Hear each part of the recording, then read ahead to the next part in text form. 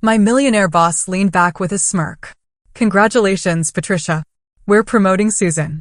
She's smarter, quicker, and far more valuable than you'll ever be. Honestly, you should thank us for keeping you around this long. The team chuckled under their breath as my face burned red. I calmly slid an envelope across his desk. Thanks for the opportunity. He had no clue what was inside. It was like a silent explosion going off in the room, the applause for Susan's promotion still ringing in my ears. But for me, it was the sound of a fuse finally reaching its end. Harold was there, absolutely basking in the glow of the management team's approval, completely oblivious to the hurricane I was about to unleash. Jennifer from marketing was shaking Susan's hand, Mike from operations already chattering about transition plans, and I was pulling an envelope from my briefcase that held the power to utterly obliterate every single person in that room who had ever found joy in my humiliation. 15 years of playing the nice, patient, understanding professional was about to culminate in the most spectacular, soul-satisfying fashion imaginable. But to truly understand what happened that day, we have to go back. Not just last week when Harold called this meeting, but 15 years ago. I was 25, fresh out of business school, walking through those gleaming glass doors for the very first time. My hair was pulled back in a neat bun, my mother's pearl earrings, my lucky charm, gleamed softly, and clutched in my hand was the leather portfolio my father had given me for graduation. I genuinely believed I was walking into my dream job at Meridian Solutions. Harold was a different man back then. Younger, hungrier, still desperately trying to prove he deserved the CEO position his father-in-law had simply handed to him. He hired me as a junior marketing associate, painting a beautiful picture of growth opportunities, of mentorship, of a future. And I believed him. I needed to. My college loans weren't going to pay themselves, and Harold's generous offer meant I could finally get my own apartment, escape moving back in with my parents. Those early years, they were intoxicating. I threw myself into every single project. I stayed late, polishing presentations until they gleamed. I came in on weekends, digging deep into market research no one else wanted to touch. When Harold needed anyone, to take on the beast that was the Miller Industries account, I was the first to raise my hand. When the Henderson Group demanded a complete rebranding strategy in 3 weeks flat, I locked myself in the office and made it happen. When our biggest client threatened to bolt because of some competitor's lowball offer, I flew to Chicago on my own dime and single-handedly saved that relationship. Each victory, each success, felt like another brick in the foundation of something truly monumental. Harold would call me into his office after those big wins, pour himself a whiskey, and tell me, "Patricia, you're my secret weapon." He'd lean back in that massive leather chair, swirling the amber liquid, and say things like, "Patricia, you're going to run this place someday." I meticulously saved every single email where he praised my work. I kept copies of every client thank you letter that specifically mentioned my name, my contributions. I documented everything, because I truly believed it was all building my undeniable case for advancement. The Meridian account, that was my masterpiece. 6 grueling months of intense research, competitor analysis, strategic planning. It culminated in a campaign so wildly successful, it tripled their market share in our region. The day the client called to extend their contract for another 5 years, Harold called an emergency meeting. I walked in, my heart thrumming with anticipation, expecting congratulations, maybe even a hint about that promotion he'd been dangling in front of me for so long. Instead, Harold announced that Tom Richardson would be taking over as marketing director.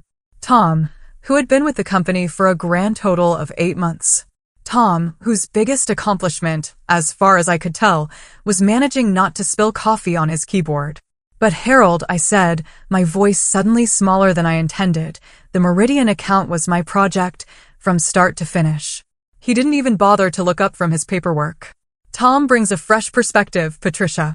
Sometimes we get too close to our work. Besides, you're so good at execution. Why fix what isn't broken?" That was the exact moment I realized Harold's compliments were actually chains. Being indispensable simply meant being stuck. Being reliable meant being taken for granted.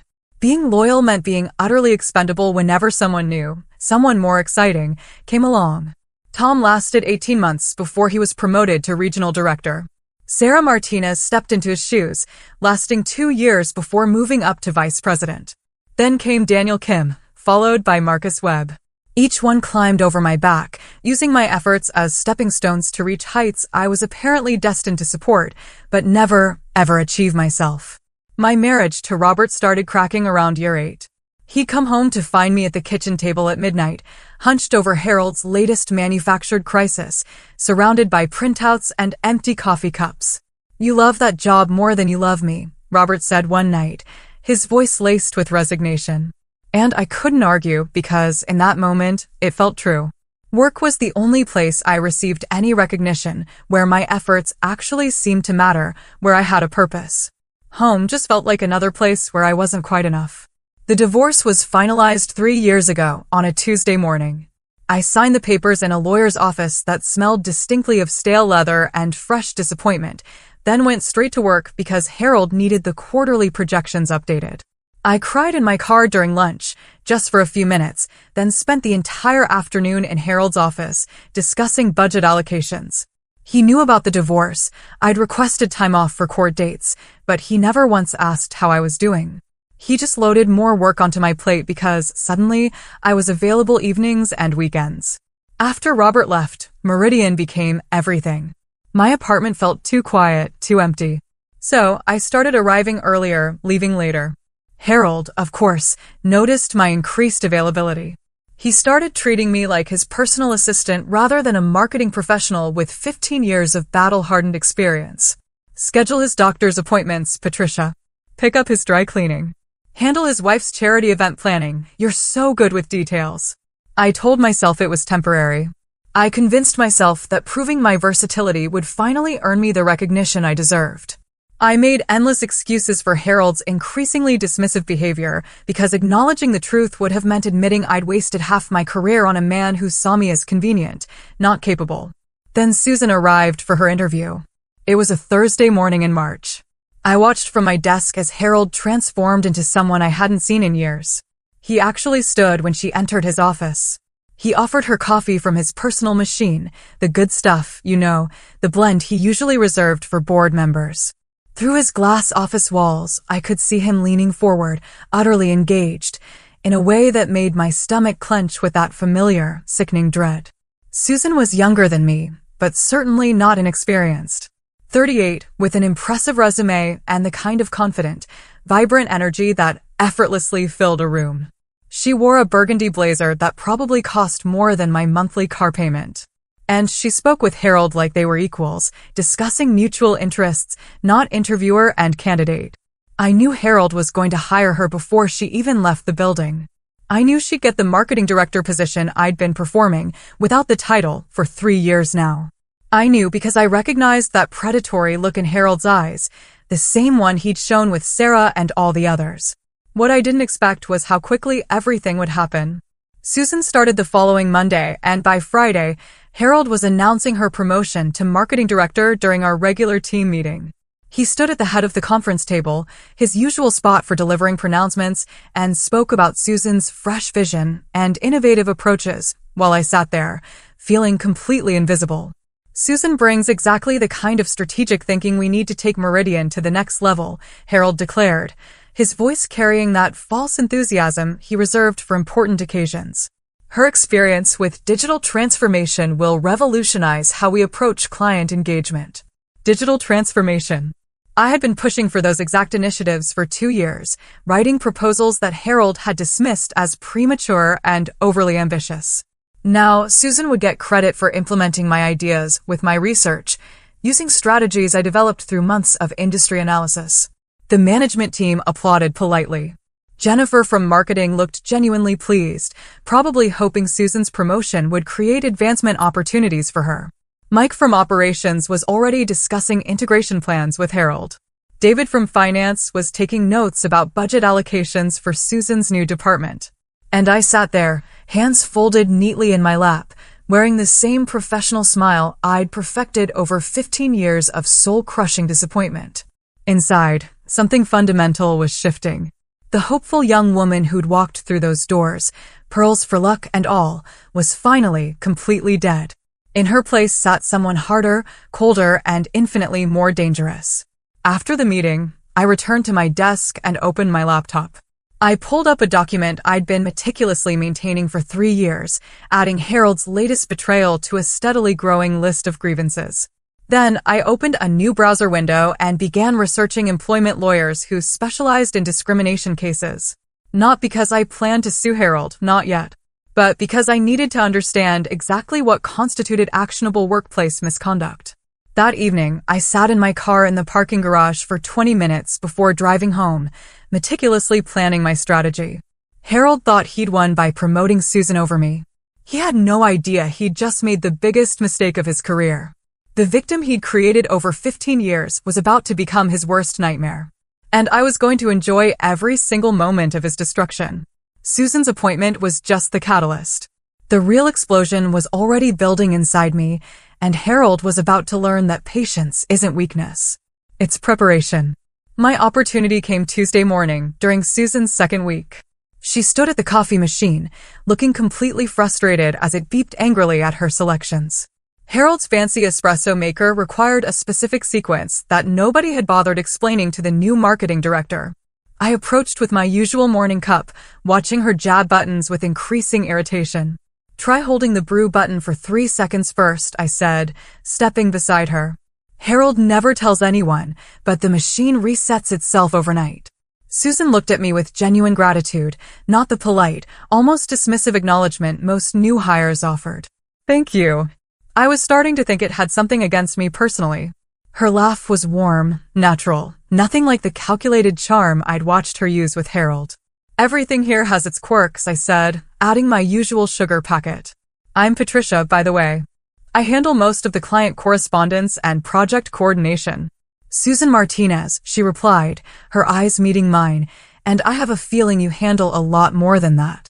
Her comment caught me off guard. Something in her tone suggested she'd already noticed the glaring gap between my official title and my actual responsibilities. I studied her face, looking for any signs of Harold's coaching or manipulation.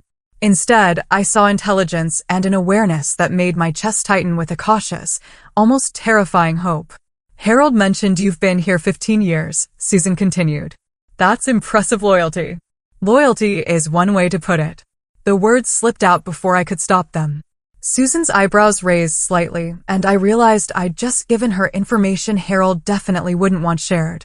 "Would you mind showing me around the office properly?" she asked. Harold's tour was rather limited. Over the next hour, I walked Susan through our actual workflow, not Harold's sanitized, executive-level version. I showed her the Real client files, explained our intricate relationship management system, and pointed out the countless processes that kept Meridian running smoothly, day in and day out. Susan asked sharp, incisive questions about client retention rates, campaign effectiveness metrics, and team collaboration structures. Her questions revealed someone who understood business operations far better than Harold's promotional speech had suggested. "Patricia, can I ask you something?" Susan paused beside my desk, glancing toward Harold's closed office door, a hint of unease in her eyes. "Yesterday, Harold explained my role, but nothing he described matches what I'm seeing here. Are there unofficial responsibilities I should know about?" This was my first real test. Susan could be fishing for information to report back to Harold, or she could be genuinely trying to understand her new, clearly undefined position. I chose my words carefully, watching her reactions for any sign of deception. Harold sometimes focuses on big-picture vision rather than operational details. You might find that your actual responsibilities evolve naturally as you settle in. "Evolve into what exactly?" she pressed. "Because if I'm honest, some of the projects Harold described sound like work that's already being done, and quite expertly, by someone else." The directness of her statement surprised me. Susan wasn't playing games or speaking in corporate doublespeak. She was asking me straight out if Harold had hired her to do my job without acknowledging my existence. "That's very perceptive," I said, testing the waters further. "Harold values fresh perspectives on established processes." Susan set down her coffee mug and looked directly at me, her gaze unwavering. "Patricia, I've been in this industry for 12 years. I know when someone's being tactful about a difficult situation. Are you trying to tell me that Harold hired me to replace work you're already doing?" Her bluntness was so refreshing after years of Harold's manipulative communication style. In that moment, I made a decision that would either end my career spectacularly or begin my revenge with a powerful ally. Over the next few days, I set up careful tests of Susan's character. Wednesday morning, I casually mentioned Harold's habit of arriving late to client calls, then watched to see if Susan would repeat this information to him. She didn't. Thursday afternoon, I shared my concerns about the Anderson Group's budget issues, wondering if Susan would use this insider knowledge to impress Harold. Instead, she asked thoughtful follow-up questions about how we might address their financial constraints. Friday brought the real test.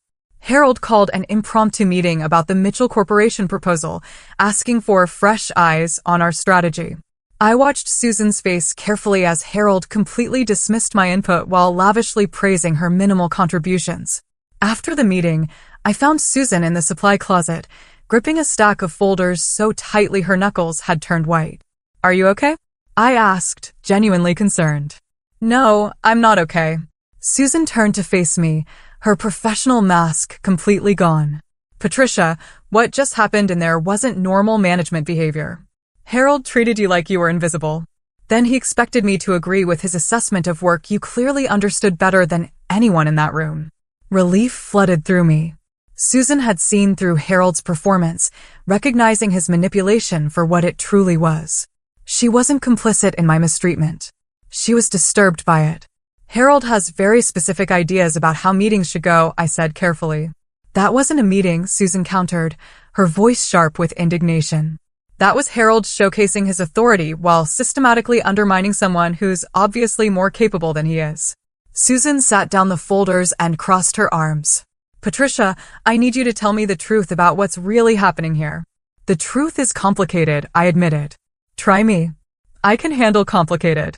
That evening, we stayed until well past 7 p.m. The office building had emptied, save for the security guards and cleaning crew, creating a bubble of privacy where Susan and I could finally speak honestly. I made fresh coffee and we settled into the conference room, where we'd have space to spread out documents. "Before we start," Susan said, her eyes serious, "I want you to know that Harold has already started making inappropriate comments. Nothing actionable yet, just testing boundaries. Comments about my appearance, suggestions that we discuss strategy over dinner, invitations to after-work events that feel more social than professional." My heart sank. Harold was moving faster than usual. Probably because Susan's sheer competence threatened his fragile control even more than previous hires had. "That's exactly how it started with Sarah," I told her, then proceeded to lay out Harold's complete, chilling pattern of behavior. I showed Susan the resignation letters from Harold's previous female employees, all citing a hostile work environment without explicitly naming harassment. I explained how Harold had learned to operate just within legal boundaries, subtly creating conditions unbearable enough to drive women away, without ever crossing the line into overtly fireable offenses. "But why haven't you left?" Susan asked, her gaze intense. "With your skills and experience, you could work anywhere." The question pierced deeper than I expected. Why hadn't I left? Pride, stubbornness, fear of starting over, or something darker, something deeply ingrained. Because leaving would mean Harold won. It would mean accepting that 15 years of my life meant nothing, that my contributions were worthless, that I was exactly as disposable as he claimed. Susan nodded slowly, her expression thoughtful. "So, you're planning something?" "I'm planning everything," I confirmed, a flicker of something cold and determined in my eyes. "The question is whether you're interested in helping me destroy Harold's career permanently, or if you'd prefer to become his next victim, quietly." Susan smiled for the first time all week, and it was nothing like the polite, almost practiced expressions she'd been wearing around Harold. This smile was sharp, predatory, and absolutely beautiful. "Patricia, I think Harold made a serious miscalculation when he hired me. He assumed I was just another ambitious woman desperate enough to tolerate his behavior for career advancement. What he doesn't know is that I've been documenting workplace harassment for the Equal Employment Opportunity Commission for 3 years. Harold didn't hire a victim. He hired his worst nightmare." The room felt electric with possibility. Susan wasn't just agreeing to help. She was revealing that she'd been fighting Harold's type of abuse professionally for years. Together, we weren't just two angry women. We were Harold's complete destruction, walking through his door with briefcases and business cards. Then we need to establish ground rules, I said, opening my laptop. If we're doing this, we're doing it perfectly. That night, I drove home with my mind racing faster than it had in years. Susan's revelation about her EOC experience changed everything. I wasn't just planning personal revenge anymore. I was building a legal case that could permanently end Harold's ability to destroy other women's careers. My apartment felt different when I walked through the door. The same beige walls and second-hand furniture, but suddenly the space buzzed with possibility instead of defeat. I cleared my dining room table and spread out every single piece of documentation I'd been collecting over the past 3 years. Performance reviews where Harold praised my work while denying promotions. Email threads where he took credit for my ideas. Meeting notes where he dismissed my contributions publicly. But Susan was right about establishing ground rules. Random documentation wouldn't destroy Harold. Methodical evidence gathering would. I opened a new spreadsheet and began creating categories: discriminatory behavior, financial misconduct, client relationship damage, employee turnover patterns. Each incident needed dates, witnesses, supporting documentation, and measurable impact on company performance. My first entry was Harold's treatment during last month's budget meeting. March 15th, 2:30 p.m., conference room. Harold interrupted my financial projections 6 times, each interruption designed to make me appear unprepared. Witnesses: Jennifer Lopez from marketing, David Chin from finance, Marcus Rodriguez from operations. Supporting evidence: my original presentation, saved with timestamps. Email confirming my research accuracy. Client feedback praising my financial management. By midnight, I had 47 entries spanning 3 years. Each one represented a moment where Harold had chosen cruelty over professionalism, power over confidence. Seeing the pattern laid out systematically was both validating and infuriating. Harold's behavior wasn't random mood swings or stress responses. It was calculated psychological warfare designed to keep me submissive. The next morning, I visited an electronics store and purchased a digital voice recorder smaller than my thumb. Our state's one-party consent laws meant I could legally record any conversation I participated in without Harold's knowledge. The device came with software that could timestamp recordings and convert them to text files, creating searchable transcripts of Harold's verbal abuse. Testing the recorder became my obsession. I practiced activating it smoothly while reaching for pens. I learned to position myself for optimal audio quality during meetings. I memorized the button sequences for starting and stopping recordings without even looking. Within a week, the device felt like a natural extension of my office routine. My first recorded conversation captured Harold berating Jennifer about the Morrison account timeline. I shouldn't have to explain basic project management to someone with your experience. His voice came through clearly on playback. Maybe women just aren't wired for handling multiple deadlines simultaneously. Jennifer's quiet response, accepting blame for Harold's impossible scheduling, made my chest tight with that familiar, burning anger. But documentation was only half the battle. I needed Harold's personnel files, financial records, and board meeting minutes to prove his pattern of discrimination affected company performance. My access to these records came through 15 years of being Harold's unofficial assistant, handling tasks he considered beneath his attention. Late Thursday evening, I stayed behind after the cleaning crew finished their rounds. Harold's office door required a key card that I technically wasn't authorized to use, but Harold had given me access years ago for handling his emergency situations. I slipped inside and photographed his personnel files with my phone, focusing on hiring decisions, promotion timelines, and salary comparisons between male and female employees. The numbers were damning. Harold consistently offered female employees starting salaries 12 to 15% lower than equivalent male hires. Women received smaller annual increases, fewer performance bonuses, and longer probationary periods. The pattern held across departments and experience levels, proving Harold's discrimination was systematic rather than coincidental. But the financial records revealed Harold's most dangerous secret. He'd been billing personal expenses to company accounts for over 2 years. His wife's monthly spa treatments appeared as executive wellness consultations. His son's private school tuition was listed as educational partnership investments. Weekend golf trips with his brother-in-law became strategic planning retreats, costing thousands of dollars each month. Most damaging was Harold's consulting arrangement with Meridian Advisory Services, a company owned by his brother Frank. Harold had paid Frank's company nearly $300,000 over 18 months for strategic guidance that consisted of monthly lunch meetings and vague reports recommending Harold continue his current leadership approach. The consulting fees were 3 times industry standard rates, and Frank's company had no other clients or demonstrated expertise in our field. I photographed everything: invoices, bank statements, board authorizations Harold had forged, email conversations with Frank discussing how to make their arrangement appear legitimate. Harold wasn't just a workplace bully. He was embezzling company funds to maintain his lavish lifestyle while denying employee raises and cutting department budgets. Susan proved invaluable for gathering intelligence Harold would never share with me. During her 3rd week, Harold invited her to a strategy session that was actually a fishing expedition to learn her personal boundaries. Susan wore the wire I'd given her, capturing Harold's increasingly inappropriate comments about her appearance and his hints about career advancement depending on their personal chemistry. Harold actually said, "The promotion track for women requires different skills than men," Susan reported during our evening debriefing session in my car. We'd started meeting in the parking garage after hours, our voices barely above whispers despite the privacy.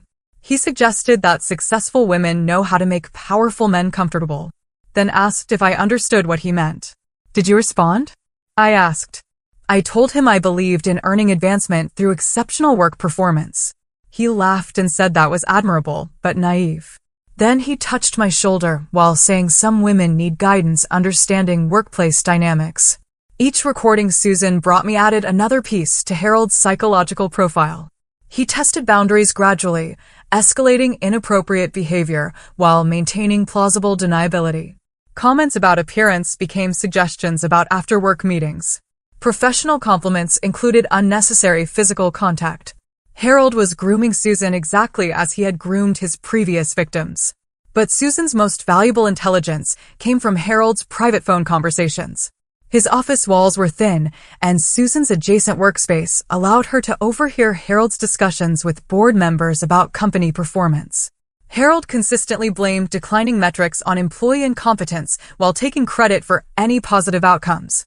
He told board chairman Robert Mills that our client retention problems stemmed from inadequate support staff rather than his own relationship management failures.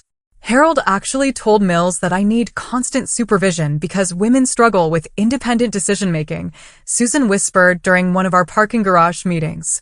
He said my promotion was an experiment in diversity hiring that might not work out.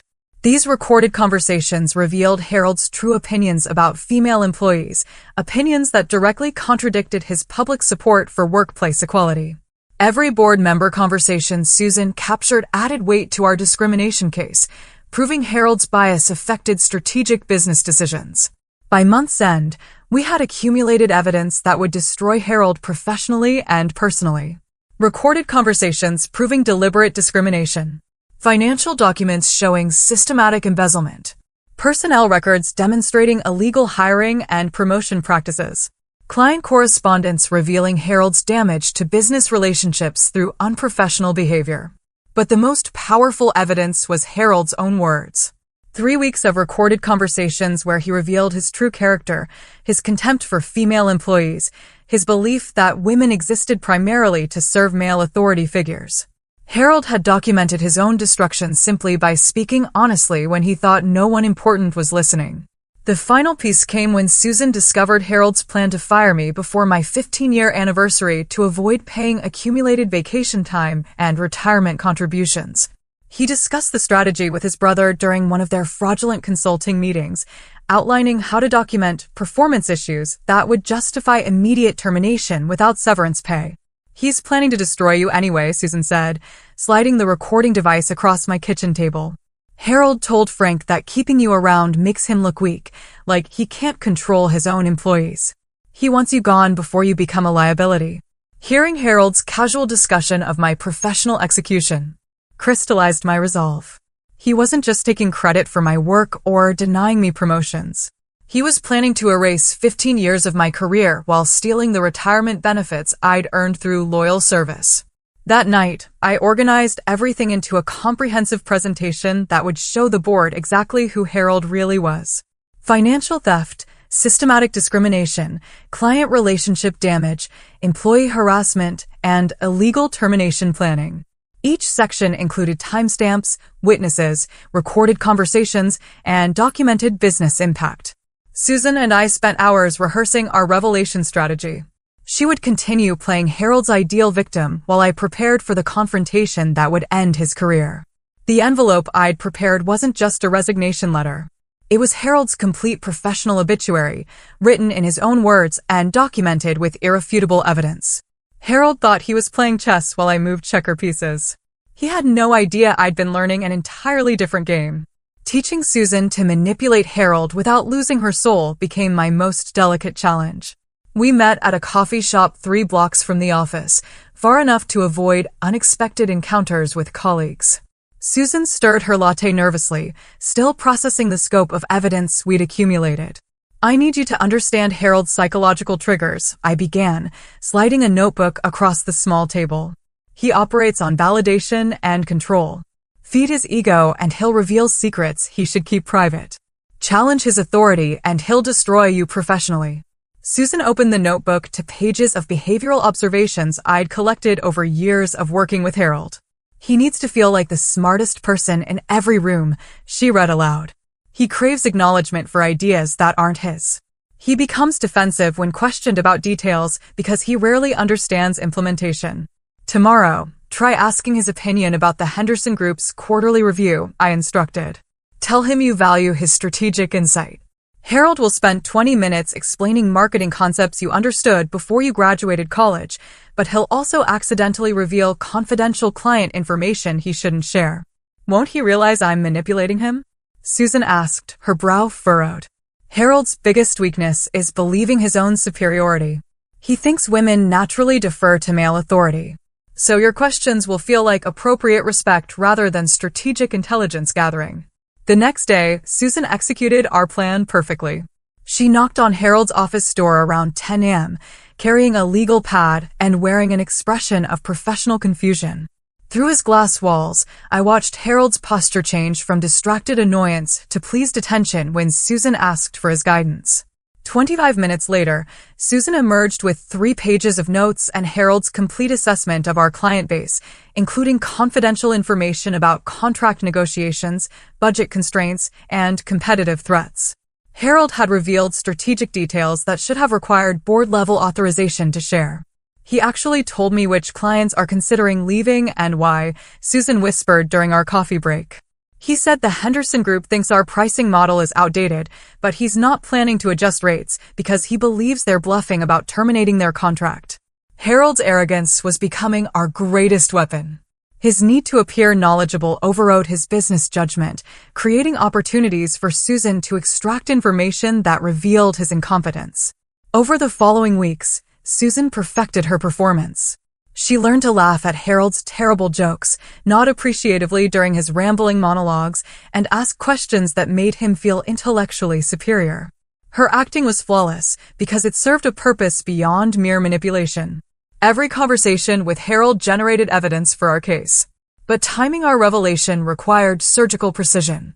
The quarterly board meeting was 6 weeks away, providing enough time to gather comprehensive evidence while ensuring Harold felt completely secure before we destroyed him. Susan and I studied the board members' backgrounds, identifying their individual concerns and motivations. Robert Mills, board chairman, cared primarily about financial performance and legal liability. Elena Vasquez focused on employee satisfaction and company culture. Thomas Chung worried about client retention and market position. Dr. Margaret Foster emphasized ethical leadership and community reputation. Each board member would respond differently to Harold's misconduct, requiring tailored approaches for maximum impact. Mills will want hard numbers showing how Harold's behavior affects profitability, I explained to Susan during one of our planning sessions. Vasquez needs employee testimony and documentation of a hostile work environment. Chong requires proof that Harold's damaging client relationships through unprofessional conduct. And Dr. Foster? Foster founded the Meridian Community Scholarship Program. She believes business success should contribute to social responsibility. Harold's treatment of female employees directly contradicts everything Foster stands for professionally and personally. We developed presentation materials targeting each board member's priorities. Financial analysis for Mills. Employee survey data for Vasquez. Client feedback reports for Chong. Community impact assessments for Foster. Our evidence would speak their language, making Harold's removal feel inevitable rather than vindictive. Susan's role required constant performance pressure that would have broken most people. She had to endure Harold's inappropriate comments while secretly recording them, accept credit for my work while documenting the theft, and maintain professional composure while planning Harold's destruction. Her strength impressed me daily. Some mornings I wake up wanting to walk into Harold's office and tell him exactly what I think of his management style. Susan confessed during a particularly difficult week when Harold had escalated his inappropriate behavior. "What stops you?" I asked, knowing that 30 minutes of satisfaction would mean Harold learns our plan and starts covering his tracks. I'd rather endure 6 more weeks of his nonsense and watch him lose everything permanently. Our contingency planning consumed entire weekends. We anticipated Harold's likely responses to our accusations: denial, character assassination, claims of conspiracy, threats of retaliation. For each potential defense, we prepared counter-evidence that would neutralize his arguments. Harold might claim our recordings were taken out of context, so we documented patterns spanning months rather than isolated incidents. He might accuse us of colluding against him, so we prepared testimony from other employees who had witnessed his behavior independently. He might threaten our careers, so we consulted employment attorneys who confirmed our legal protections against retaliation. The most crucial element was protecting ourselves from immediate termination. Harold's response to exposure would likely be firing us both before we could present evidence to the board. Susan's solution was brilliant. She suggested we schedule our revelation during a board meeting. Harold couldn't control or cancel it without raising suspicions. Harold always schedules his quarterly presentation for maximum impact, Susan observed. He wants board members focused on his achievements, not distracted by personnel issues. If we time our revelation perfectly, Harold won't be able to shut us down without confirming everything we're accusing him of doing. 3 weeks before the board meeting, we began our final preparations. Susan continued gathering Harold's incriminating statements while I refined our evidence into an irrefutable case. Every document was organized, every recording transcribed, every financial discrepancy calculated and cross-referenced. The envelope I carried in my briefcase contained 15 pages of evidence that would end Harold's career: board member contact information, legal documentation, recorded conversations, financial analysis, and a timeline showing 3 years of systematic abuse. Harold's destruction was complete. He just didn't know it yet. Susan and I exchanged glances across the conference room where Harold was announcing her promotion. Neither of us smiled, but we didn't need to. Harold was about to learn that his perfect victims had become his perfect executioners. The morning of our confrontation arrived, gray and drizzling, matching my carefully practiced mood. I stood before my bathroom mirror at 6 a.m., perfecting the defeated posture I'd worn for 15 years, shoulders slightly slumped, eyes downcast but not defiant, hands clasped in front of my body. The submissive stance Harold expected from his female employees. But this morning, the posture was pure performance. Underneath my gray blazer, my heart beat with anticipation rather than anxiety. The envelope in my briefcase contained Harold's complete professional destruction, organized into 15 pages that would end his career within hours. 3 years of discriminatory behavior, financial theft, client relationship damage, and systematic harassment of female employees, all documented with timestamps, recordings, and irrefutable evidence. I'd spent the previous evening reviewing every document, ensuring our case was bulletproof. Harold's recorded conversations where he admitted manipulating female employees, bank statements proving his embezzlement of company funds, email threads showing his deliberate sabotage of women's careers, personnel files revealing salary discrimination across all departments. The evidence painted a picture so clear that even Harold's allies on the board would abandon him to protect themselves. The envelope itself was symbolic perfection. White linen paper, Harold's favorite for important correspondence, sealed with the company logo stickers he insisted on using for board communications. Harold would recognize the formal presentation style he demanded from subordinates, never suspecting the contents would destroy everything he'd built. Susan arrived at the office looking flawless as always. Her burgundy dress and professional smile giving no hint of the performance she was about to deliver. We'd rehearsed this morning dozens of times, but seeing her in character felt surreal. She was about to sacrifice her promotion, her income, and potentially her career to help me achieve justice neither of us could accomplish alone. Harold called his special meeting for 10 a.m., gathering the management team in the main conference room for what he believed would be Susan's celebratory moment. Jennifer from marketing brought congratulations cards. David from finance prepared budget allocation discussions. Marcus from operations drafted transition timeline proposals. Everyone arrived expecting routine promotion announcements and departmental planning. I entered the conference room carrying my briefcase and wearing my most professionally defeated expression. Harold beamed at the assembled team, clearly anticipating their approval of his leadership decision. Susan sat in the chair Harold had designated for her, the seat of honor beside his usual position at the head of the table. "Thank you all for attending on short notice," Harold began, his voice carrying that false warmth he used for important occasions. "Today marks an exciting evolution in Meridian's leadership structure. Susan's promotion to marketing director represents our commitment to innovative thinking and strategic excellence." The management team applauded politely while I maintained my submissive posture, hands folded in my lap, eyes focused on the table surface. Inside, I counted each second until Harold would destroy himself with his own words. "Patricia has been invaluable in supporting our marketing efforts over the years," Harold continued, his tone shifting to the patronizing warmth he used when discussing loyal but limited employees.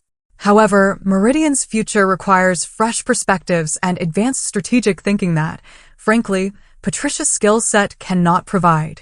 Jennifer shifted uncomfortably in her seat. David's smile faltered slightly. Marcus stopped taking notes and looked directly at Harold with obvious disapproval. Even Harold's supporters recognized the cruelty of his public assessment. But Harold was just getting started. His confidence grew with each dismissive comment, his voice becoming more animated as he described my inadequacies and Susan's superior qualifications. He was giving me exactly what I needed, a room full of witnesses hearing him humiliate a loyal employee while revealing his true character.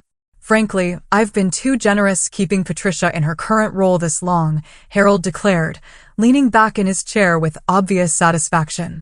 "She lacks the vision necessary for strategic marketing leadership. Susan represents the kind of forward-thinking professional Meridian needs to remain competitive." The words should have devastated me. 3 years ago, they would have sent me home crying and questioning my self-worth. Instead, I felt Harold sealing his own fate with every cruel syllable. He was creating the perfect context for our revelation, painting himself as the heartless boss whose comeuppance would feel completely justified. I reached into my briefcase and withdrew the envelope, my hands steady despite the magnitude of what was about to happen. Harold noticed the movement but continued his speech, probably assuming I was preparing resignation paperwork or notes for transitioning my responsibilities to Susan. "Patricia's work has been adequate for maintaining existing client relationships," Harold said, his voice dripping with condescension. "But adequacy isn't enough anymore. We need excellence, innovation, strategic thinking that challenges conventional approaches." I stood slowly, maintaining my defeated posture as I approached Harold's chair. The management team watched curiously, probably expecting some kind of gracious acceptance speech or formal transition announcement. Harold paused his monologue, smiling expectantly as I placed the envelope on the table before him. "Thank you for the opportunity, Harold," I said quietly, using the same submissive tone I'd perfected over years of his abuse. "I think you'll find everything you need right there." Harold's smile widened as he picked up the envelope, clearly expecting resignation papers that would complete his victory over me. His fingers worked the seal confidently while he basked in the management team's attention. This was Harold's moment of triumph, his public demonstration of authority and superior judgment. The first page made his face go pale. By the second page, his hands began trembling. The third page caused him to stop breathing entirely. Harold's expression transformed from smug confidence to absolute terror as he realized he was holding evidence of every crime he'd committed against the company and its employees. "What is this?" Harold whispered, his voice barely audible. "Your performance review," I said, still maintaining my quiet tone. 3 years of documented misconduct, financial theft, discriminatory behavior, and systematic harassment. Everything the board needs to understand exactly what kind of leader you've been. The conference room fell silent as everyone sensed something monumental was happening. Harold's face cycled through disbelief, panic, and desperate calculation as he flipped through pages of his own recorded words, documented crimes, and irrefutable proof of systematic abuse. Then Susan stood up, and everything changed forever. "Harold," she said, her voice carrying an authority I'd never heard before.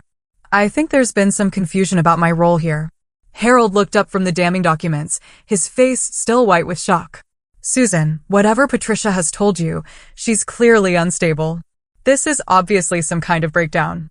"Actually, Harold," Susan countered, her voice unwavering, "Patricia and I have been working together for weeks. Every conversation you've had with me, every inappropriate comment, every recorded statement about your female employees, it's all been documented with my full cooperation." The transformation in Susan was breathtaking. Gone was the deferential new hire who had smiled politely at Harold's condescending explanations. In her place stood a confident professional who had been playing a role with Oscar-worthy precision. She reached into her own briefcase and withdrew a second envelope, this one containing recordings of Harold's attempts to manipulate her into submission. "You recorded me?" Harold's voice cracked with disbelief. "I recorded you confessing to systematic discrimination, financial fraud, and harassment of multiple employees," Susan corrected him, her voice cold and clear. "Patricia and I have been building a case that will destroy your career and potentially result in criminal charges." The management team sat frozen, finally understanding they were witnessing Harold's complete exposure rather than another employee's humiliation. Jennifer's hand covered her mouth in shock. David stared at his notes as if they might explain what was happening. Marcus leaned back in his chair, his expression shifting from confusion to what looked suspiciously like satisfaction. Harold's phone buzzed against the conference table. Then again. Within minutes, calls were coming from board members who had received advanced copies of our evidence package. Susan and I had timed our revelation perfectly, ensuring board members would review Harold's crimes while he sat helpless in a room full of witnesses. "Board members are requesting an emergency meeting," Harold announced, his voice hollow as he read text messages that were clearly devastating. "They want to discuss personnel matters." "They want to discuss your termination," I corrected, finally abandoning my submissive posture and sitting up straight. "Robert Mills received our evidence package at 9 a.m. this morning.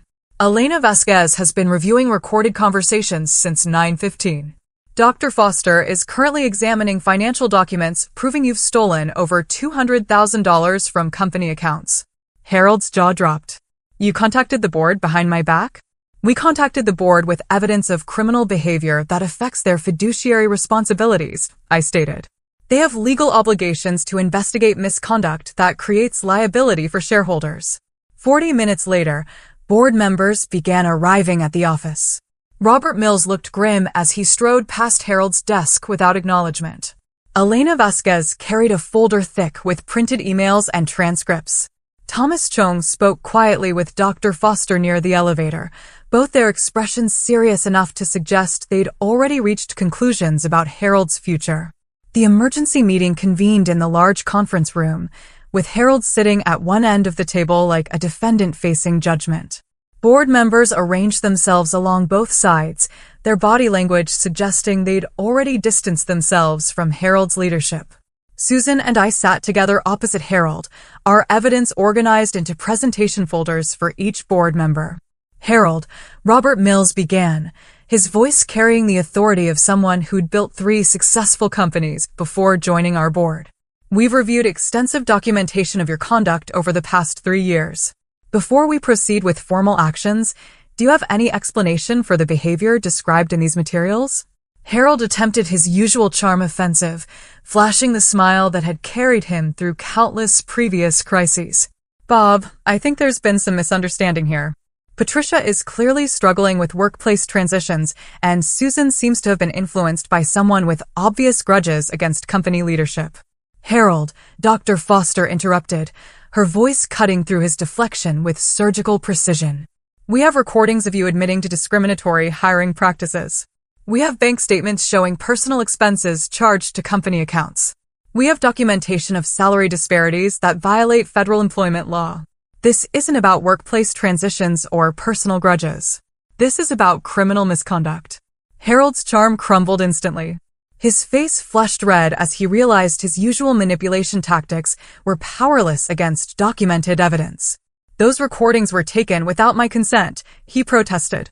In a one-party consent state where Patricia was legally authorized to record workplace conversations, Elena Vasquez stated flatly, "Your privacy rights don't supersede federal discrimination laws or embezzlement statutes." The vote of no confidence took less than 5 minutes. Each board member stated their position clearly. Harold's continued leadership represented unacceptable legal and financial risk to the company. The motion passed unanimously, with Harold himself unable to vote due to an obvious conflict of interest. Harold Thompson, you are hereby removed from all executive positions, effective immediately, Mills announced. Security will escort you from the building after you surrender company property, including keys, credit cards, and electronic devices. Harold's final plea was pathetic. Please, I can change. I can fix this. Give me another chance to prove I've learned from these mistakes. Harold, Dr. Foster said gently. These weren't mistakes. They were choices. 3 years of documented choices that harmed employees, clients, and shareholders. The board cannot ignore evidence this comprehensive. Security arrived within minutes. 2 professional guards who treated Harold with polite efficiency while collecting his belongings. Watching Harold's personal items being packed into cardboard boxes felt surreal. After 15 years of fearing his authority, his expensive fountain pens, framed family photos, golf trophies, and business awards, all the symbols of his success reduced to objects being inventoried by strangers. Patricia, Mills said as Harold was being escorted toward the elevator. The board would like to discuss interim leadership arrangements. Are you available for a private conversation? 30 minutes later, I sat in the same chair where Harold had once delivered my performance reviews, listening to board members offer me his position, interim CEO, while they conducted a formal search for permanent leadership. Harold's salary. Harold's office. Harold's authority over the company he'd nearly destroyed through greed and cruelty. We understand this transition might feel overwhelming, Dr. Foster said kindly. Take time to consider whether you're interested in the responsibility. I looked around the conference room where Harold had humiliated me countless times, where I'd sat silently while he took credit for my work, where I'd endured years of professional abuse because I believed endurance was my only option. Now these same walls would witness my transformation from Harold's victim to his replacement. I accept, I said, my voice steady and clear. And I have some ideas about Harold's future employment that I think you'll find interesting. 2 weeks later, Harold Thompson walked through the same glass doors where I'd entered 15 years ago as a hopeful young woman. But Harold wasn't arriving for his first day at a dream job. He was reporting for duty as my executive assistant, carrying a brown bag lunch and wearing a suit that suddenly looked too expensive for his new circumstances. I watched from my office, Harold's former office, as he stood uncertainly beside the small desk we'd positioned directly outside my door. The desk was cramped, functional, and positioned so Harold would see everyone who entered my workspace. More importantly, everyone would see Harold sitting there, reduced from CEO to secretary, handling appointments and filing papers for the woman he'd spent years humiliating. His first task was organizing my calendar, something I'd been managing myself for months during the interim period. Harold stared at the computer screen with obvious confusion, clicking through scheduling software he'd never needed to understand. As CEO, Harold had simply told his secretary when he wanted meetings. He'd never learned to coordinate multiple schedules, handle conflicts, or manage the detailed logistics of executive calendaring. Harold, I called from my desk, using the same patient, slightly exasperated tone he'd once used to explain simple concepts to me. Remember to check the boardroom availability before scheduling the Henderson Group presentation. We don't want any embarrassing double bookings on your first week. His jaw tightened, but he nodded politely. Of course, Miss Wallace. I'll verify room availability immediately. Miss Wallace. After 15 years of calling me Patricia, dismissing my contributions, and treating me as interchangeable office furniture, Harold was finally using my title. The formality felt delicious, especially knowing it represented genuine respect born from fear rather than politeness born from kindness.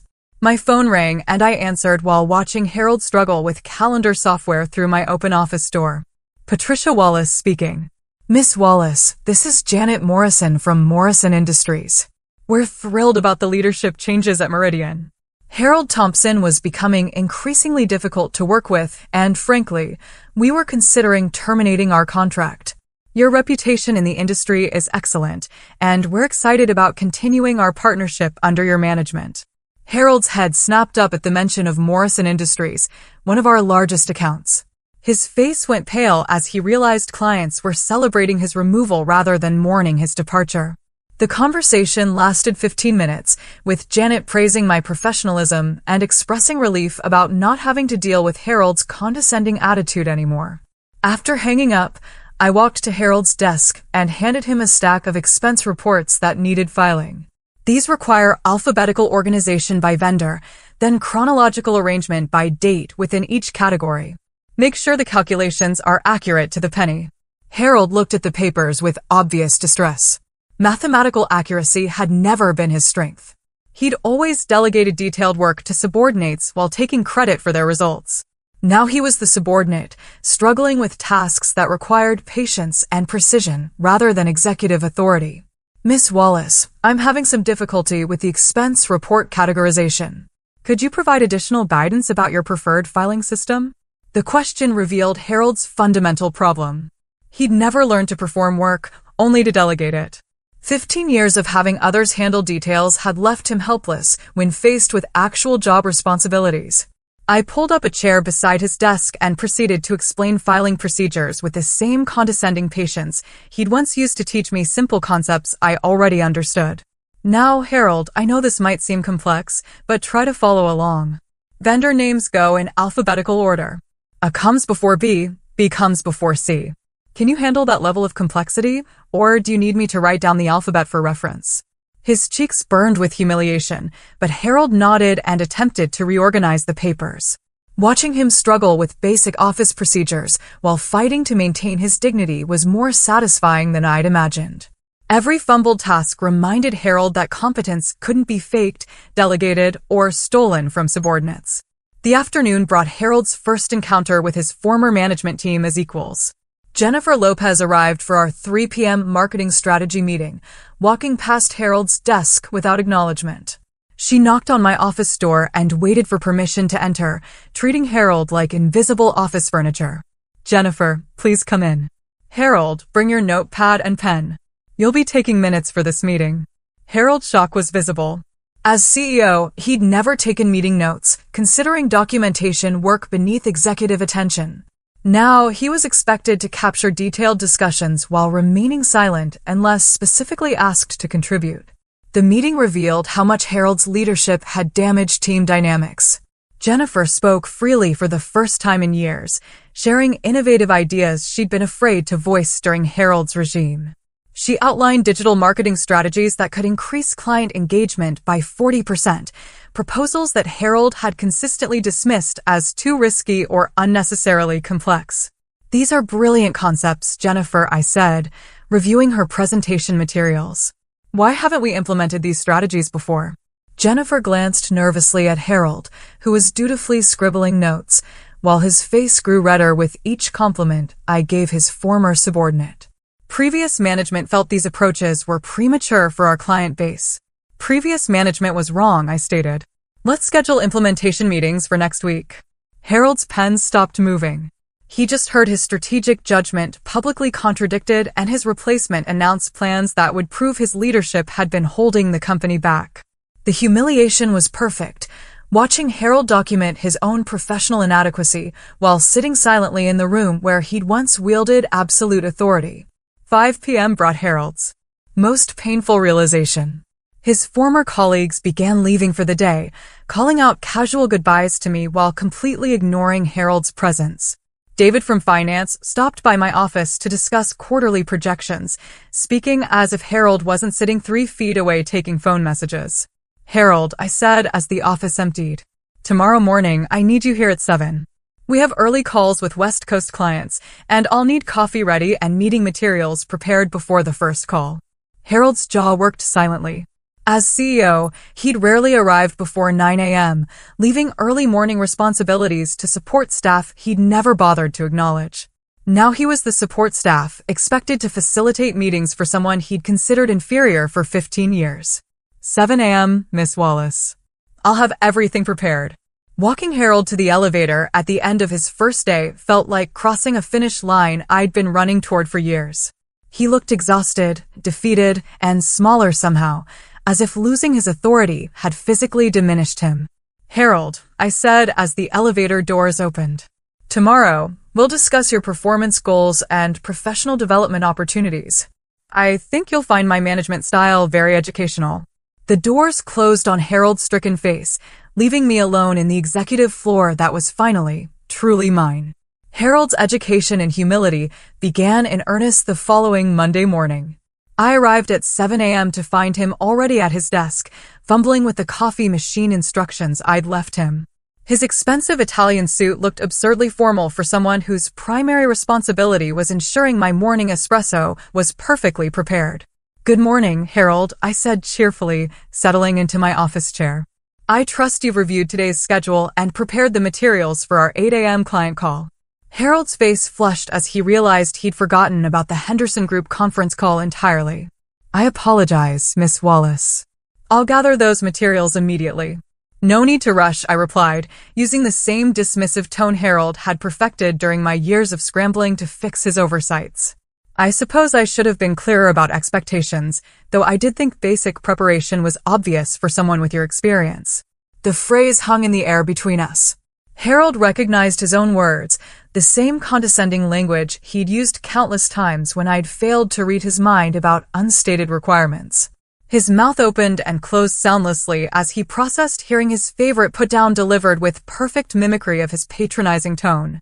During the Henderson Group call, I positioned Harold at the conference table with a notepad while I handled the actual business discussion. His job was documentation, not participation, a role reversal that made his discomfort obvious to everyone in the room. When Harold attempted to contribute strategic insights, I interrupted with gentle but firm redirection. Harold, please focus on capturing accurate notes. We'll discuss your observations afterward during our feedback session. The dismissal was surgical, delivered with professional politeness that made Harold's exclusion from decision-making crystal clear. Jennifer and Marcus exchanged glances across the table, both obviously enjoying Harold's reduction to secretarial duties. The man who had once dominated every meeting was now relegated to silent documentation while others conducted business. But my real psychological warfare began during our daily check-in meetings. I scheduled them for 4:30 p.m., the exact time Harold used to summon me for his critiques of my performance. The meetings followed Harold's old format, detailed review of daily tasks, criticism of minor errors, and vague suggestions for improvement that were impossible to implement. Harold, I noticed several issues with today's client correspondence. I began during our first official feedback session. Your email to Morrison Industries used casual language inappropriate for executive communications. The Henderson Group follow-up lacked specific action items, and your calendar management resulted in a double booking that required embarrassing corrections. Harold sat across from my desk in the same chair where I'd endured years of similar criticism. His hands gripped his notepad as he struggled to maintain professional composure while absorbing public critique of his performance. The irony wasn't lost on either of us. Harold was experiencing the same systematic undermining he'd perfected as a management technique. I understand your concerns, Miss Wallace. How would you suggest I improve these areas? Well, Harold, I thought effective communication was obvious for someone in your position. Perhaps you need additional training in professional correspondence. I could arrange for you to shadow Jennifer during client interactions so you can observe proper business etiquette. Harold's face went white. The suggestion that he needed training from a former subordinate was devastating enough, but offering to let Jennifer witness his incompetence added public humiliation to professional instruction. Harold was learning that mentorship could be weaponized just as effectively as criticism. 3 weeks into Harold's new position, his facade began cracking during team meetings. When Marcus mentioned budget constraints affecting the operations department, Harold instinctively tried to provide executive guidance. In my experience, budget challenges require strategic prioritization of core competencies while eliminating redundant expenditures. Harold, I interrupted gently. Your role is documentation, not strategy consultation. Please return to your notes. The correction was delivered with professional kindness that made Harold's humiliation more complete than any harsh reprimand could have achieved. Around the table, his former equals watched his authority being stripped away with calm efficiency. Harold's attempt to reclaim relevance had backfired, emphasizing his irrelevance instead. The breaking point came during Harold's 6th week as my assistant. He'd been struggling with expense report calculations all morning, his mathematical errors requiring constant corrections that delayed important financial submissions. When I called him into my office for our daily feedback session, Harold's composure finally shattered. Patricia, please, he whispered, abandoning all pretense of professional formality. I can't do this anymore. This job is destroying me. The humiliation, the menial tasks, watching everyone treat me like I'm invisible. It's unbearable. Tears began flowing down Harold's cheeks as 15 years of arrogance collapsed into desperate pleading. I'll do anything to get my old life back. I'll change how I treat employees. I'll respect women's contributions. I'll stop taking credit for other people's work. Just please, give me another chance to prove I can be the leader you deserve.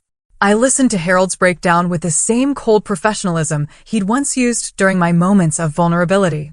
When he finished begging, I handed him a tissue box and waited for him to compose himself before responding. Harold, actions have consequences. You spent 15 years building a reputation as someone who destroys women's careers for personal entertainment. Those consequences don't disappear because you finally experience the receiving end of workplace cruelty. But I've learned my lesson. I understand now how wrong I was. You understand that being mistreated feels bad. That's not the same as understanding that mistreating others is wrong. Your regret is about your situation, not about the pain you caused other people. Harold's shoulders sagged as he realized his tears wouldn't move me. He'd created a monster through years of systematic abuse, and now that monster was treating him with the same merciless efficiency he'd once demonstrated. The student had become the teacher, and Harold's education in consequences was just beginning. Outside my office window, Harold's wife sat in her car in the visitor parking section, waiting to pick him up because he could no longer afford his BMW lease payments. Their conversation through the glass looked heated, with Harold gesturing frantically while his wife's expression grew increasingly distant. Even his family relationships were crumbling under the weight of his professional destruction, and Harold was finally learning that respect couldn't be demanded, only earned through consistent, decent behavior. The moment that sealed Harold's fate came during our presentation to Blackstone Industries, our most prestigious potential client. Harold was supposed to sit quietly and take notes while I delivered the marketing strategy proposal. Instead, he decided to demonstrate his value by interjecting outdated information that contradicted everything we'd prepared. If I may add to Miss Wallace's presentation, Harold interrupted, rising from his chair at the back of the conference room. The 3 Blackstone executives looked confused as Harold launched into a rambling explanation of market penetration strategies that had been obsolete for 5 years. Traditional demographic targeting remains the foundation of effective campaign development, Harold declared confidently.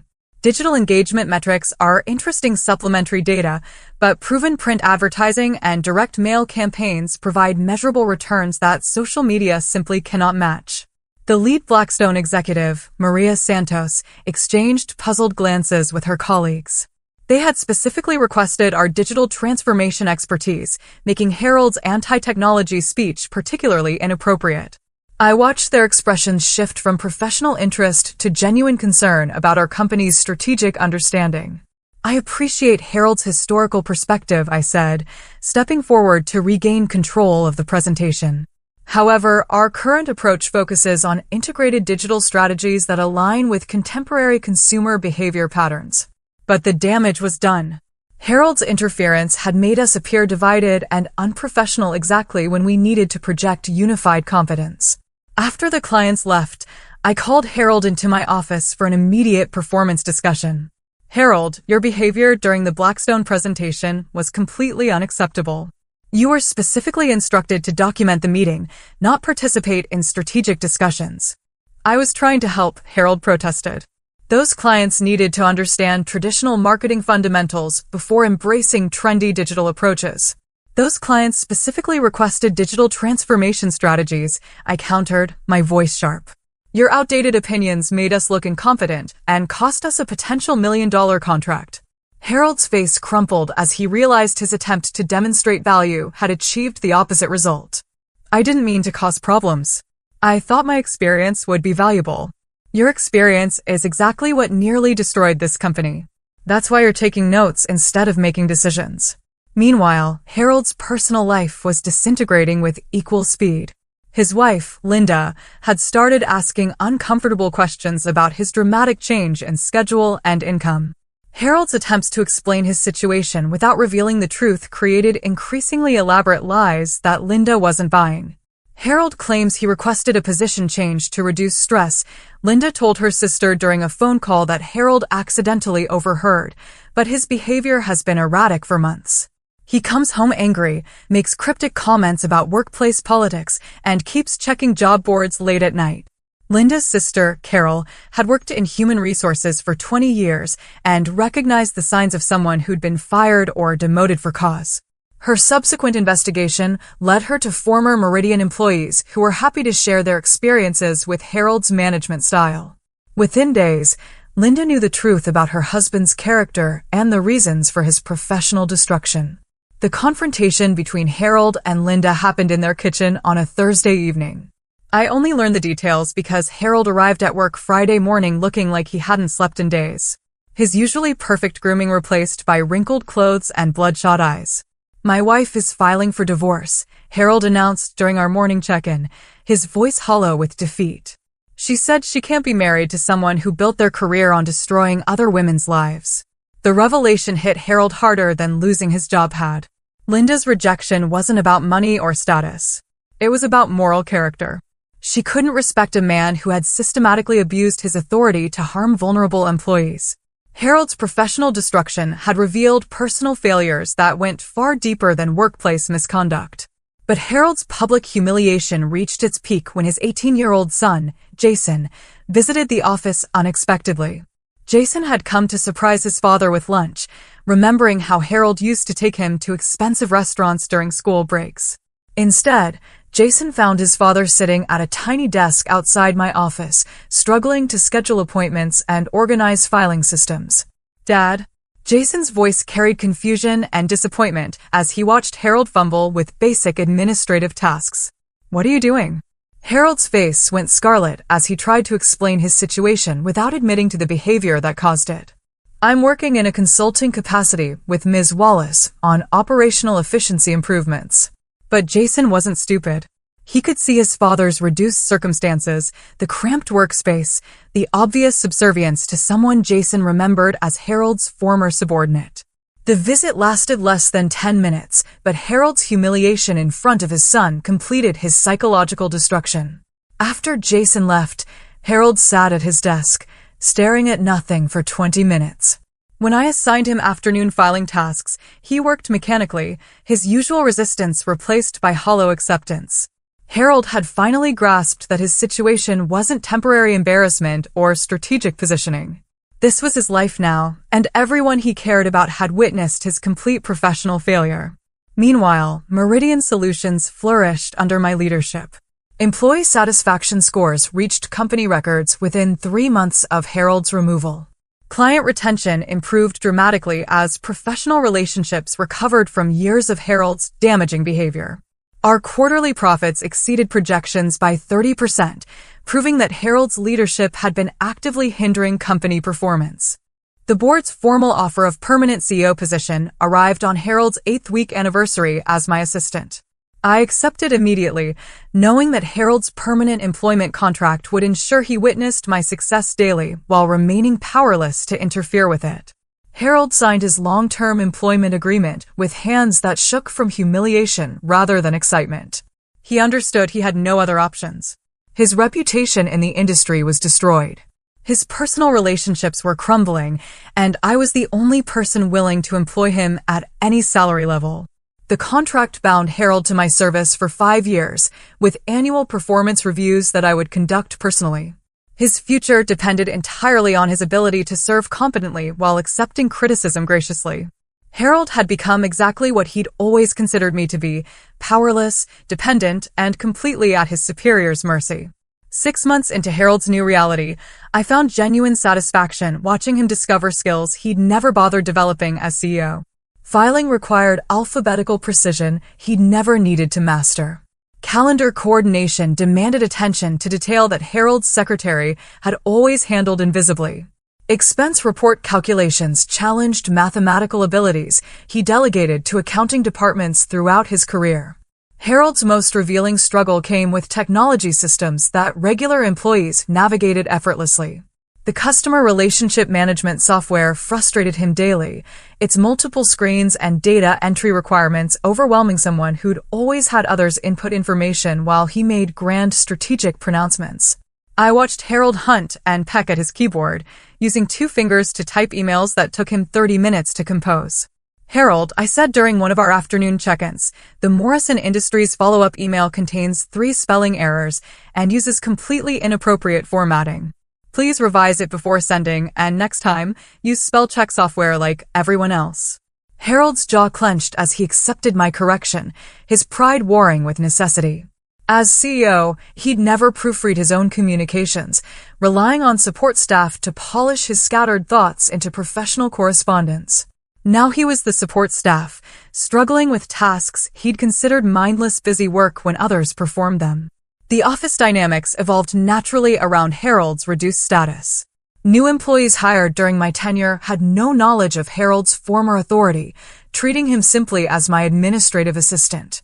When recent graduate Amanda Chin joined our marketing team, she assigned Harold tasks with casual authority, never imagining the man organizing her files had once controlled the entire company. "Harold, could you make copies of these client presentations? I need 50 sets collated and stapled for tomorrow's conference," Amanda requested during her second week, handing Harold a stack of materials without a second thought. "Of course, Miss Chin," Harold replied, accepting the assignment with forced politeness. "I'll have everything ready by 8 a.m.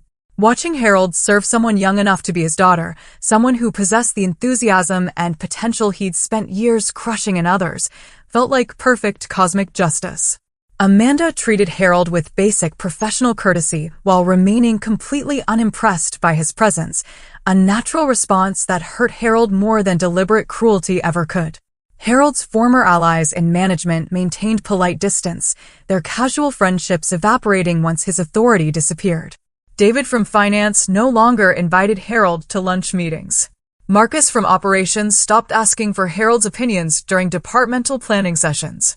Jennifer from marketing scheduled strategy discussions around Harold's availability rather than including him in decision-making processes. The most painful evolution was Harold's relationship with Patricia Rodriguez, his former executive secretary, who had become my senior administrative coordinator. Patricia had endured 5 years of Harold's demanding behavior, working late nights to compensate for his poor planning and last-minute crisis management.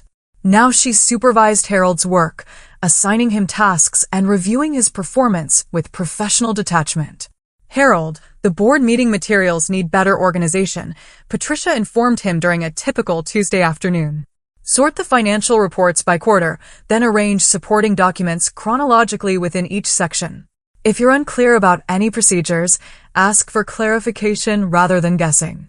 Harold accepted Patricia's instructions with visible difficulty, his former superiority complex warring with current necessity. He'd never learned her organizational systems because he'd considered her work beneath his attention. Now Harold was struggling to meet standards that Patricia had maintained effortlessly while also handling Harold's constantly changing demands and unreasonable deadlines. But the most profound change in Harold was his gradual recognition of the skills he'd never valued. After months of struggling with detailed administrative work, Harold began appreciating the intelligence required for tasks he dismissed as simple busy work. Calendar management demanded strategic thinking about priority conflicts. Client correspondence required understanding relationship dynamics and communication nuances. Financial documentation needed mathematical precision and regulatory knowledge. Patricia, Harold said one evening as we finished reviewing his daily performance, I never realized how complex these responsibilities actually are. When you handled my scheduling and correspondence, I thought it was just basic organizational work. The admission revealed Harold's growing awareness of his own ignorance about company operations. Years of executive isolation had separated him from the detailed work that actually kept businesses running, creating blind spots that explained many of his strategic failures as CEO. Harold's personal growth came through consequence rather than conscience, but the changes appeared genuine. He began reaching out to former female employees, offering sincere apologies for his treatment of their careers. His messages were awkward but honest, acknowledging specific harm rather than offering generic regrets. Dear Sarah, read one email Harold asked me to review before sending. I realized my behavior toward you is inexcusable and caused real damage to your career.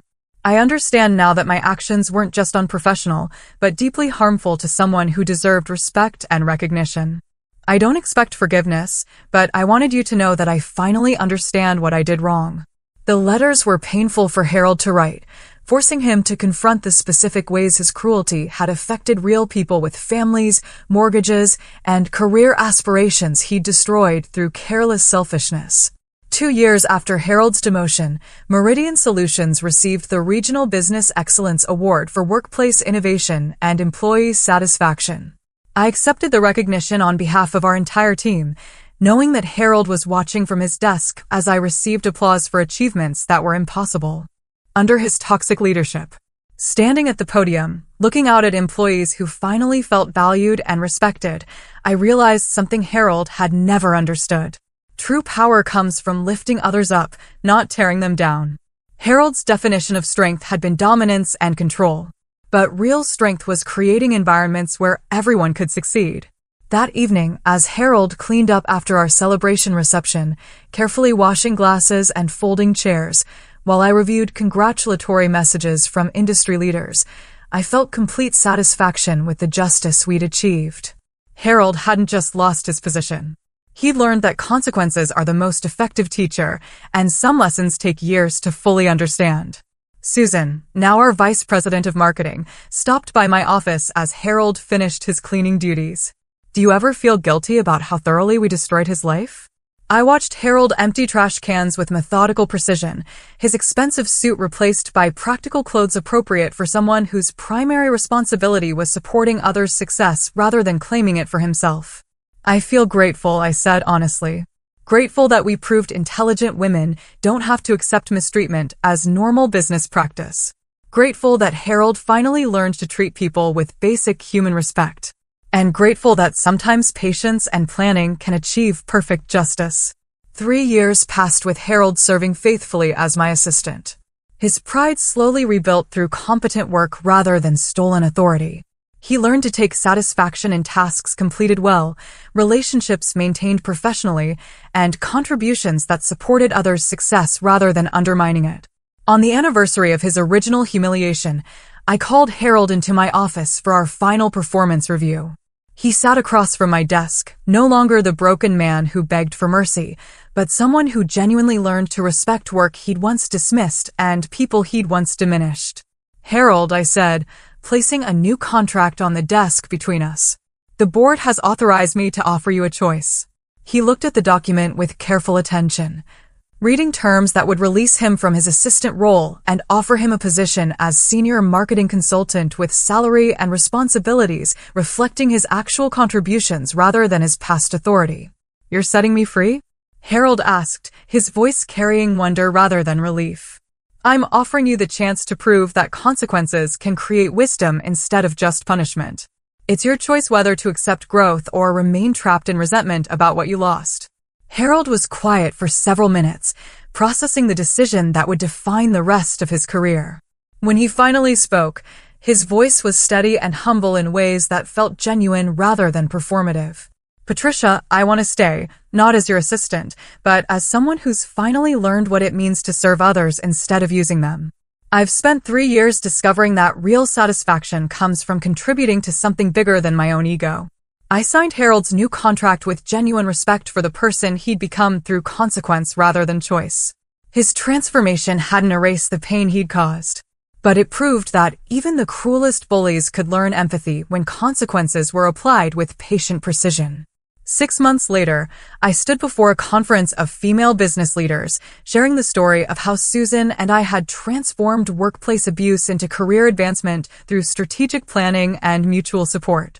Harold sat in the audience taking notes, not because I'd assigned the task, but because he genuinely wanted to understand how his former victims had outsmarted and outmaneuvered him so completely.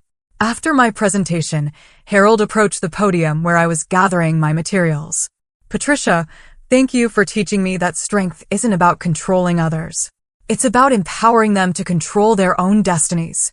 Looking at Harold's sincere expression, I realized my revenge had achieved something more valuable than his destruction. It had created his redemption. The weak victim he'd imagined had become strong enough to transform her tormentor into an ally, proving that patience and intelligence triumph over cruelty and arrogance every single time. The best revenge hadn't been destroying Harold's life. It had been refusing to let him destroy mine.